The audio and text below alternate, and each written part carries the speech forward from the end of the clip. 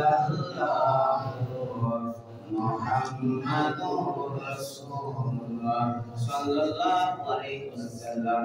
আলহামদুলিল্লাহ, লাখ কোটি শুকরিয়া সে মহান আল্লাহ তাআলার জন্য, যিনি আজকে আমাদেরকে দয়া করে মায়া করে একটি বছর পরে এই পবিত্র শব রাতে উপস্থিত করে দিলেন। তার উপরে শুকরিয়া আদায় করে বলি আলহামদুলিল্লাহ। জি ভাইজান, আর জবান খুলে বলি আলহামদুলিল্লাহ। এই পাশাপাশি নবী করিম সাল্লাল্লাহু আলাইহি ওয়াসাল্লামের ভান্ডার, রহমতের ভান্ডার, যিনি ছিলেন মক্কাওয়ালা মদিনাওয়ালা। এক কথায় যে নবীকে সৃষ্টি না করলে পৃথিবীর কোনো কিছুই সৃষ্টি করতেন না, সেই নবী মুহাম্মদ রাসূলুল্লাহ সাল্লাল্লাহু আলাইহি ওয়াসাল্লামের উপরে হাজার কোটি দরুদ ও সালাম বর্ষিত হোক। সকলে বলি সাল্লাল্লাহু আলাইহি ওয়াসাল্লাম। আর জোরে সোরে বলি সাল্লাল্লাহু আলাইহি ওয়াসাল্লাম। উপস্থিত হাজিরিন, একটা বছর পরে আজকে শব রাত আসে। আমরা যে ইবাদতের জন্য মসজিদে আসতে পারে, বসতে পারে, খুশি না বেজার? আর জোরে সোরে বলেন খুশি না বেজার? আমার আল্লাহ রাব্বুল আলামিন ডাকতে বলেন, ও নবী, আমি আপনার উম্মতের জন্য কিছু ক্ষমা চাওয়ার রাস্তা তৈরি করে গেছি নবীজি গো।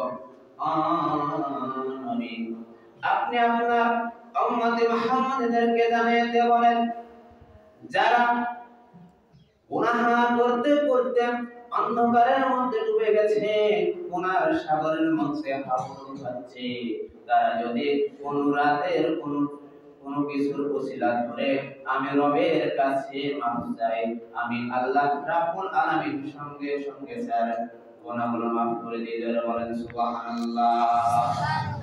আল্লাহ রাব্বুল আলামিন কি বললেন? আল্লাহ রাব্বুল আলামিন বলেন, কুল্লু উম্মতি ইয়াদখুলুনাল জান্নাহ। নবী, আপনি বলে দেন আপনার প্রত্যেকটা উম্মত জান্নাতি। আল্লাহ রাব্বুল আলামিন কোরআনুল কারীমের মধ্যে ঘোষণা করে দিলেন, বললেন প্রত্যেকটা উম্মত জান্নাতি, ইল্লা কিন্তু মান আবা। হে রাসূল, আপনি বলেন যে আপনার প্রত্যেকটা উম্মত জান্নাতি, কিন্তু মান আবা, আপনার অনুগত যারা না করবে, আপনার সুন্নাতের অনুগত যারা না করবে, আমি আল্লাহ তাদেরকে পছন্দ করি না। আল্লাহ রাব্বুল আলামিন বললেন, ও নবী, আপনি আরো জানাতে বলেন, আপনার অনুগত করবে, আপনার সুন্নাতের ইক্তেদা করবে, আপনার সুন্নাতকে মেনে নিয়ে তার জীবনকে চালাবে। আর এরকম ভাবে যদি আপনার উম্মতেরা আপনাকে মেনে চলতে পারে, আপনাকে ভালোবাসতে পারে, ও নবী গো, আমি আল্লাহ রাব্বুল আলামিন ঘোষণা দিয়ে দিলাম, আপনাকে যদি ভালোবাসতে পারে, আমি আল্লাহর ভালোবাসা তার জন্য উত্তম হয়ে গেল। বলেন সুবহানাল্লাহ, সুবহানাল্লাহ, সুবহানাল্লাহ। মুবারক নাম হে আল্লাহ, আল্লাহ আশিকো কা কাম হে। আমার আল্লাহ রাব্বুল আলামিন শুধু এই কথাই বলে নাই, আরো বলেছেন, ও নবীজি গো, আপনি আপনার উম্মতি মুহাম্মাদদেরকে জানিয়ে দিয়ে বলেন যে তাদের সামনে রমজান মাস এসে গেছে, আর এই রমজান মাস আসার পরে তারা যেন দান সদকা বেশি বেশি করে আপনার সুন্নতের আমলগুলো যেন বেশি বেশি করে। ভাইজান, আজকে আমাদের সামনে শবে বরাত উপস্থিত হয়ে গেল। এই শবে বরাত উপস্থিত হওয়ার পরে আমার আল্লাহ রাব্বুল আলামিন বলেন যে শবে বরাতে যে ইবাদত করলো, আমি শবে কদর পর্যন্ত তাদেরকে নিষ্পাপ করে দিলাম। বলেন সুবহানাল্লাহ। কি বলছেন? যে শবে বরাতে যে ইবাদত করলো, আজকে যে আপনারা ইবাদত করবেন, এই ইবাদতের রেজাল্ট আপনার শবে কদর পর্যন্ত দিয়ে দিবেন। আল্লাহ রাব্বুল আলামিন বলছেন, আজকে যে রমজানের প্রস্তুতি নিচ্ছে, আজ থেকে যে রমজানের প্রস্তুতি নিচ্ছে, তার জন্য আমি আল্লাহ রাব্বুল আলামিন আমার উম্মতগুলো, আমার বান্দাগুলোকে আমি নিষ্পাপ ঘোষণা করে দিলাম। যারা বলেন সুবহানাল্লাহ। কেমন নিষ্পাপ? আমরা যখন মসজিদে আসার জন্য প্রস্তুতি গ্রহণ করছিলাম, বাইরে ওযুখানায় যখন ওযু করলাম, কিছু রহমতের ফেরেশতারা মসজিদের বাইরে দাঁড়িয়ে আছে। আমরা যখন আসলাম, ডাক দিয়ে বলে রহমতের ফেরেশতারা ডেকে ডেকে বলে ও আল্লাহর বান্দারা তোমরা মসজিদের মধ্যে যাইতেছো তোমাদের গুনাহগুলো আমাদের ঘাড়ে চাপা দিয়ে যাও তোমরা নিষ্পাপ মসজিদের মধ্যে ঢোকো আমরা তোমরা যতক্ষণ পর্যন্ত না মসজিদ থেকে বের হও ততক্ষণ পর্যন্ত না আমরা তোমার এই গুনাহগুলো নিয়ে মসজিদের বাইরে না থাকি গুনাহ নিয়ে মসজিদে তোমাদের প্রবেশ করতে হবে না এরকম করে সমস্ত যে উম্মতগুলো মসজিদের মধ্যে প্রবেশ করলো আল্লাহ রাব্বুল আলামিন বলেন ও আমার রহমতের ফেরেশতারা তাদের গুনাহগুলো নিয়ে যখন মসজিদের বাইরে অপেক্ষামান দণ্ডায়মান দাঁড়িয়ে থাকলো অনেক সময় যখন আপনি আমি মসজিদের মধ্যে অতিবাহিত করে দিলাম ইবাদতের মধ্যে কাটিয়ে দিলাম নামাজের মধ্যে কাটিয়ে দিলাম কোরআন তেলাওয়াতের মধ্যে কাটিয়ে দিলাম এমন সময় এই রহমতের ফেরেশতারা ক্লান্ত হয়ে যাবে গুনাহগুলো অনেক ভারী হয়ে যাবে আমার আল্লাহ রাব্বুল আলামিনের কাছে ফরিয়াদ করে বলবে আল্লাহ গো আমি তো আর দাঁড়িয়ে থাকতে পারতেছি না তোমার বান্দারা মসজিদের মধ্যে ইবাদতে এত মশগুল হয়ে গেছে তোমরা তোমার বান্দারা মসজিদের মধ্যে কোরআন তেলাওয়াত করতে মশগুল হয়ে গেছে সুন্নাতের ইক্তেদা করতে লেগে মশগুল হয়ে গেছে তারা কোরআন তেলাওয়াত করতেছে নামাজ পড়তেছে জিকির আজকার করতেছে সুবহানাল্লাহ তারা তো মসজিদ থেকে বের হয় না আমরা এই গুনাহগুলো কি করব এই গুনাহগুলো নিয়ে আমরা আর কতক্ষণ মসজিদের বাইরে দাঁড়িয়ে থাকবো আল্লাহ রাব্বুল আলামিন ঘোষণা দিয়ে বলবেন ও রহমতের ফেরেশতারা রে যাও যাও এই গুনাহগুলো তুমি আটলান্টিক মহাসাগরের মতো গভীর সমুদ্রে ফেলে দাও যাতে আমার বান্দারা নিষ্পাপ হয়ে যায় বলেন সুবহানাল্লাহ আমার আল্লাহ রাব্বুল আলামিন শেষ নবী মুহাম্মদ রাসূলুল্লাহ সাল্লাল্লাহু আলাইহি ওয়াসাল্লামের উম্মতের জন্য তাদের মাফ পাওয়ার জন্য তাদের ক্ষমা করার জন্য কত সুন্দর রাস্তা তৈরি করে রেখেছেন আমার আল্লাহ আর বলেন আমার বান্দারা নামাজ পড়ে না রোজা রাখে না অনেক গুনাহ করতে করতে উহুদের পাহাড়ের সমান করে দিয়েছে কিন্তু তারা হঠাৎ করে একজন ইমানদারের সাথে হয়ে গেছে আল্লাহর বুজুর্গের সাথে হয়ে গেছে আমার মাহবুব বান্দার সাথে সাক্ষাৎ হয়ে গেছে এমন সময় তারা সালাম দেন আসসালামু আলাইকুম ওয়া রাহমাতুল্লাহ আমি আল্লাহ এত খুশি হয়ে গেলাম খুশি হওয়ার কারণে যে বলল আসসালামু আলাইকুম ওয়া রাহমাতুল্লাহ আমি তার সালামে 10টা নেকি দিয়ে দিলাম এই 10টা নেকি আমার কেরামে কাতেবেন তার যে কালের মধ্যে লিখে দিয়েছি তারা লিখতে 1 সেকেন্ড দেরি করে না সুবহানাল্লাহ কিন্তু আল্লাহ রাব্বুল আলামিন বলেন আমি আল্লাহ এমন সিস্টেম করে রেখেছি যদি একটা বান্দা একটা গুনাহ করেছে আমি কেরামে কাতেবেনকে বলেছি ও ফেরেশতারা রে আমার বান্দা গুনাহ করে ফেলেছে তোমার করম দ্বারা আপনি গুনাহ হয়তোবা আমার বান্দারা আমার কাছে মাফ যাবে এরকম করতে করতে 1 ঘন্টা 2 ঘন্টা 3 ঘন্টা অতিবাহিত হয়ে গেছে কেরামিন কাতেবিন ডাক দিয়ে বলতেছে আল্লাহ আপনার বান্দা তো এখন পর্যন্ত মাফ চাইলো না তাহলে আমরা কি গুনাহটা লিখব আল্লাহ রাব্বুল আলামিন বলেন না না তোমরা এখনো গুনাহটা লেখো না আমি আল্লাহ রাব্বুল আলামিনের কাছে যে কোনো সময় মাফ চাইবে আমি রহমান রাহিম আমি সঙ্গে সঙ্গে সেটা মাফ করে দিব এরকম করতে করতে যখন অনেক সময় অতিবাহিত হয়ে যায় একদিন 2 দিন চলে যায় তাও যখন বান্দা মাফ না চায় এক পর্যায়ে কেরামিন কাতেবিন বলে আল্লাহ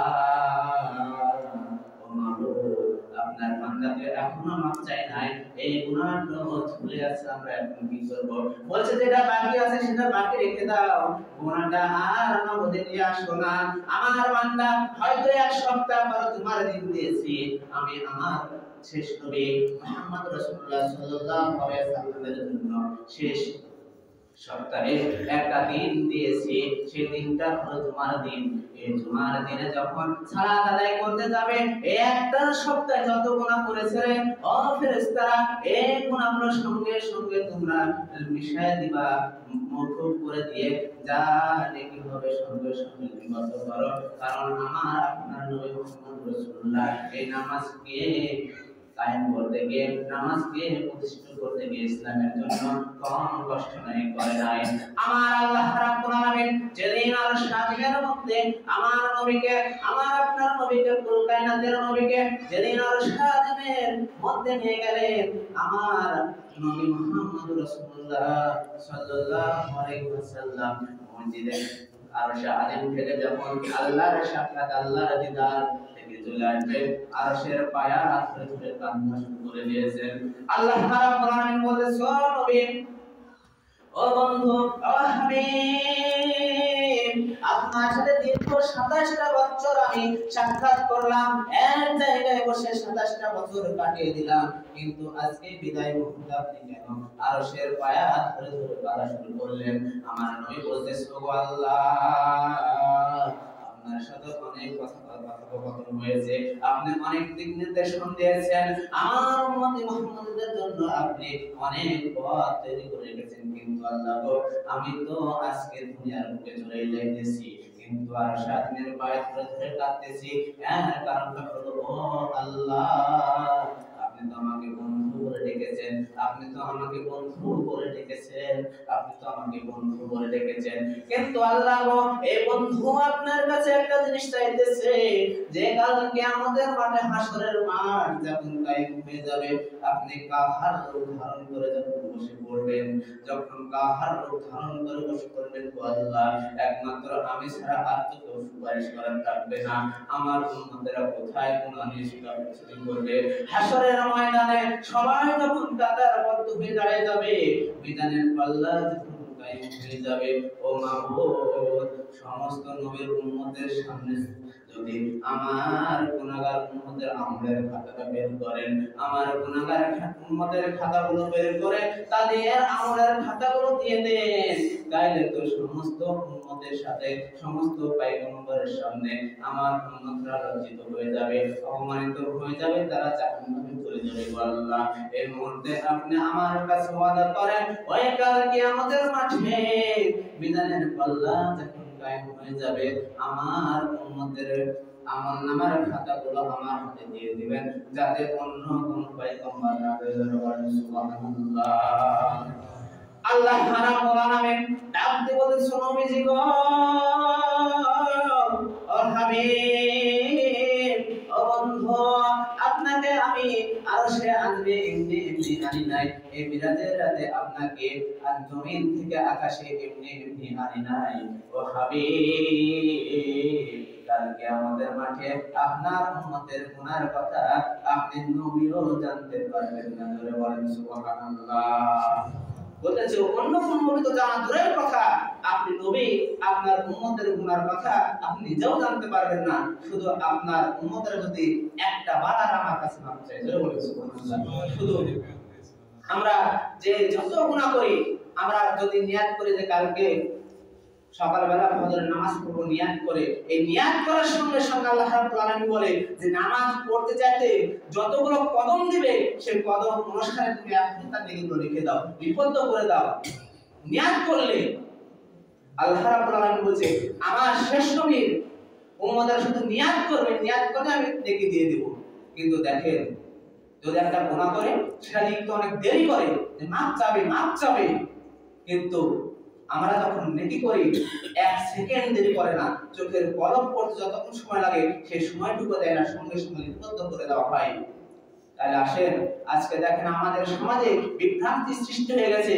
একদল বলতেছে সওয়াব রাত করা যাবে না, একদল বলতেছে এটা বেদাত, একদল বলতেছে না এটা করলে সরাসরি তারা জাহান্নামে চলে যাবে। নাউজুবিল্লাহ। আল্লাহ রাব্বুল আলামিন বলতেছেন, ইয়া আইয়ুহাল্লাযিনা, হে ইমানদারগণ, হে ইমানদারগণ, তোমরা যদি আমার একটা দিনকে তালাশ করো, একটা দিনকে তালাশ করো, আর আমার নবীর প্রেমে যদি তোমরা চোখের এক ফোঁটা পানি ফেলতে পারো, তার সুন্নাতকে কায়েম করতে গিয়ে যদি এক ফোঁটা চোখের পানি ফেলতে পারো, কাল হাসরের মাঠে যখন আগুনের জিহ্বা বড় হয়ে যাবে, আগুনের ক্ষুধা লেগে যাবে, ওই আগুন যখন তোমাদেরকে পাকড়াও করবে, আমি ওই যে তোমার এক ফোঁটা চোখের পানি সেই দিন আমি তোমার সামনে হাজির করে দেব। এই পানি তোমাকে আগুন, এই পানি রক্ষা করবে, আগুন তোমাকে স্পর্শ করতে পারবে না। জোরে বলেন সুবহানাল্লাহ। তাই ভাইজান, আমি আকুল আবেদন করি আপনাদের কাছে, আসেন, কে কি বলবো দেখার নাই, কে কি বলতেছে, কে বলতেছে কি করতে হবে দেখার নাই, আপনার জ্ঞান আছে, আপনার বুদ্ধি আছে, আপনার বিবেক আছে। আল্লাহ রাব্বুল আলামিন বলতেছে আমি 18,000 মাখলুককে সৃষ্টি করেছি, তার মধ্যে একটা মাখলুককে সর্বশ্রেষ্ঠ বলে ঘোষণা করেছি, সেটাই হলো মানুষ। আমি দেখেন কতটা দুর্বল। একটা ছাগলের বাচ্চা যদি সকালবেলা হয় বিকালবেলা দৌড়াদৌড়ি করতে পারে, একটা মানুষের বাচ্চা যদি সকালবেলা হয় 10 মাস পর সে হাঁটা শিখে। কিন্তু দেখেন আল্লাহ রাব্বুল আলামিন আমাদেরকে এত দুর্বল করে সৃষ্টি করেছেন, তারপর আমরা আজকে কেন আল্লাহর সাথে বেঈমানি করি? আল্লাহর কাছে আমরা ওয়াদা করেছি, আল্লাহ গো আমরা যখন পৃথিবীর জমিনে যাব, আপনি যখন আমাদেরকে পৃথিবীর জমিনে পাঠাবেন, আমরা সেখানে গিয়ে আপনার ইবাদত করব, আপনার ইবাদত করব। কিন্তু দেখেন আমি যখন পৃথিবীর জমিনে চলে আসলাম, মার গর্ভ থেকে যখন পৃথিবীর জমিনে ভূমিষ্ঠ হইলাম, প্রথমে মার গর্ভ থেকে পড়ে এক আঙ্গুলে বৃদ্ধাঙ্গ রাখছি, এরকম মুষ্টি করে কুয়া করে কেঁদে মা আমরা কেঁদেছি। আল্লাহ বলে নাই, বাবা বলেন ঠিক বললাম না? ঠিক। আল্লাহ রাব্বুল আলামিন বলছে ওরে বান্দা তুমি আমার কাছে ওয়াদা করলে আল্লাহ আমি পৃথিবীতে যাওয়ার পরে আপনার ইবাদত করব, আপনার বন্দেগী করব। কিন্তু বান্দারে তুমি তো প্রথমে আজকে পৃথিবীতে যাই তুমি অনেক বড় জায়গা দেখে তুমি আমাকে ভুলে গেলে তুমি মাকে ডাকলে আমি আল্লাহ কি অপরাধ করলাম যে তুমি আমার কাছে ওয়াদা করে পৃথিবীর জমিনে গেলে যে আল্লাহ আমি তোমার ইবাদত করব, তোমার নবীর দিনকে মেনে নেব, আমি তোমার ইবাদত ছাড়া অন্য কিছু করব না।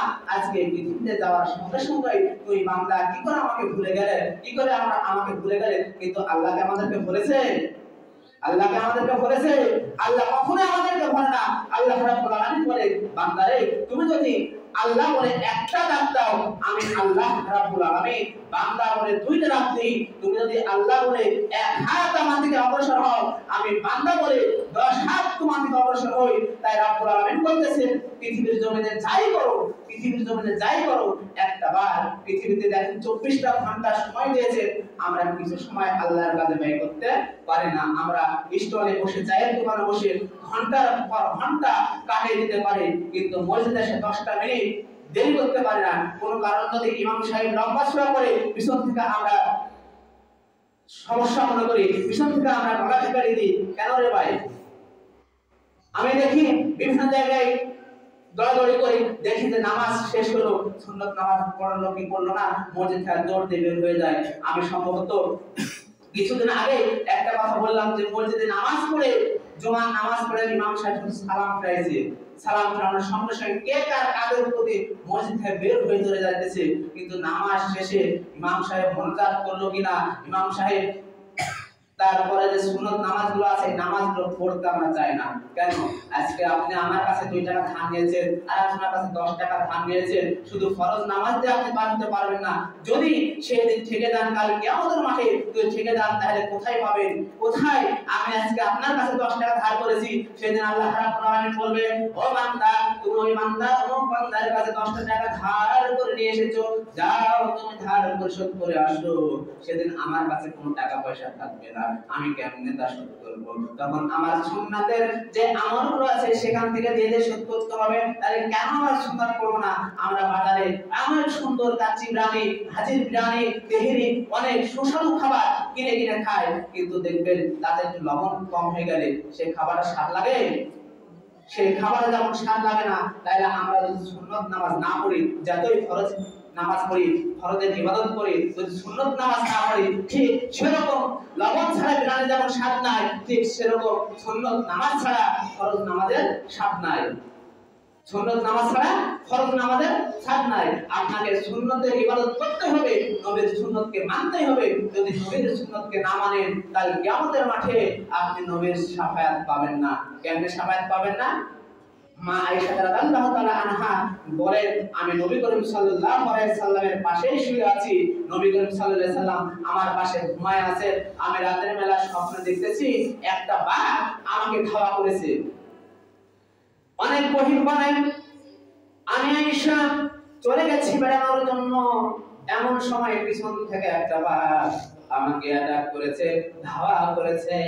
আমি দৌড়ানো শুরু করে দিলাম। দৌড়াতে আমি ক্লান্ত। ইয়া রাসূলুল্লাহ, ইয়া হাবিবাল্লাহ, নবীজি আমার পাশে শুয়ে আছেন। আমি ঘেমে গেলাম, দৌড়াতে দৌড়াতে ঘেমে গেলাম। যাইতে যাইতে একটা কুয়া দেখতে পেলাম। এই কুয়ার মধ্যে আশ্রয় নেওয়ার জন্য কুয়ার মধ্যে নেমে গেছি। কুয়ার পাশে একটা বটগাছ, বটগাছের রশি কুয়ার মধ্যে ঝুলতেছে। এই রশিটা ধরে আমি কুয়ার মধ্যে নেমে গেলাম। এই বাঘটা কুয়ার কাছে এসে দাঁড়িয়ে গেল। আমি নামতে নামতে নিচের দিকে তাকায় দেখি একটা পাথর, পাথরের উপরে একটা সাপ ফনা তুলে বসে আছে আর বলছে, তুমি নামো, আমি সাপ নিচে রেডি আছি। আমি এই রশিটা ধরে ঝুলে আছি। এমন সময় আমি আবার গাছের উপরে তাকায় দেখি দুইটা ইঁদুর, একটা কালো রং একটা সাদা রং। এই দুইটা ইঁদুর এসে আমি যে রশিটা ধরে ঝুলতেছি এই রশি পাল্লা দিয়ে কাটা শুরু করে দিয়েছে। এমন সময় অর্ধেকটা রশি কেটে দিল। আমি চিন্তা করছি, এখন যদি আমি এই রশি হয়ে উপরে উঠে যাই তাহলে উপরে আছে বাঘ, আর রশি যদি ইঁদুরে কেটে দেয় আমি নিচে পড়ে যাব, নিচে আছে অজগর সাপ। আমি এখন কি করব? ইয়া আয়েশা রাদিয়াল্লাহু তাআলা আনহা ভয়ে চিৎকার দিয়ে উঠেছে। নবীজির ঘুম ভেঙে গেল। নবীজি ডাকতে বলতেছে, কি ব্যাপার আয়েশা, তুমি আমার পাশে শুয়ে শুয়ে কেন এরকম চিৎকার করতেছো? আয়েশা রাদিয়াল্লাহু তাআলা আনহা ভয়ে বুকে লেগে গেলেন। ঘামন্ত অবস্থায় রাসূল সাল্লাল্লাহু আলাইহি সাল্লামের পাশে উঠে বসে বলেছে, ইয়া রাসূলুল্লাহ, ও নবী গো, আমি স্বপ্ন জগে দেখলাম একটা বাঘ আমাকে তাড়া করেছে। এই বাঘটা যখন তাড়া করলো আমি গহীন বনের মধ্যে ঢুকে পড়েছি। আমি দৌড়াতে দৌড়াতে একটা কুয়া পেলাম। কুয়ার পাশে একটা বটগাছ, বটগাছের ডালে একটা রশি বাঁধা আছে। রশিটা ধরে আমি কুয়ার মধ্যে নেমে গেলাম। এমন সময় দেখি কুয়ার নিচে পাথরের উপর অজগর সাপ বসে থেকে কোনা তুলে বলতে চাই, সারে আমি নিচে সাপ বসে আছি। আমি আমার গাছের ডালের দিকে তাকাইলাম, দেখলাম দুটো ইঁদুর, একটা সাদা ইঁদুর একটা কালো ইঁদুর পাল্লা দিয়ে গাছের ওই রশিটা কাটতেছে। আমি ভয়ে চিৎকার দিয়ে দিলাম, ইয়া রাসূলুল্লাহ, আমি আপনার পাশে শুয়ে থেকে আপনাকে এত ধাক্কা দিলাম, এত ধাক্কা দিলাম, আপনার ঘুম ভাঙলো না, আপনি আমাকে সাহায্য করলেন না। রাসূল পাক সাল্লাল্লাহু আলাইহি ওয়াসাল্লাম ডাকতে বলতেন, আয়েশা, তুমি জানো না, তুমি যে ওই কুয়ার মধ্যে চলে গেছো এটা কোন জিনিস তুমি জানোনি? তুমি যে গহীন বনের মধ্যে চলে গেছো এটা কোন জিনিস তুমি জানোনি? আয়েশা রাদিয়াল্লাহু তাআলা আনহা ডাকতে বলতেছি, ইয়া রাসূলুল্লাহ, ইয়া হাবিবাল্লাহ, নবীজি গো, কেমনে জানবো? আপনি তো কিছু কোনদিন বলেন নাই, আপনি তো কোনো কিছু বলেন নাই। রাসূল সাল্লাল্লাহু আলাইহি সাল্লাম বলেছে, আয়েশা রে, কাল কিয়ামত মরণ এমন একটা জিনিস রে, কাল কিয়ামত এমন একটা জিনিস, এই জিনিসটা আমি নবী যতই তোমার পাশে থাকি, তুমি যদি আমার সুন্নতকে না মানো আমি নবী কোনো কিছু টের পাবো না।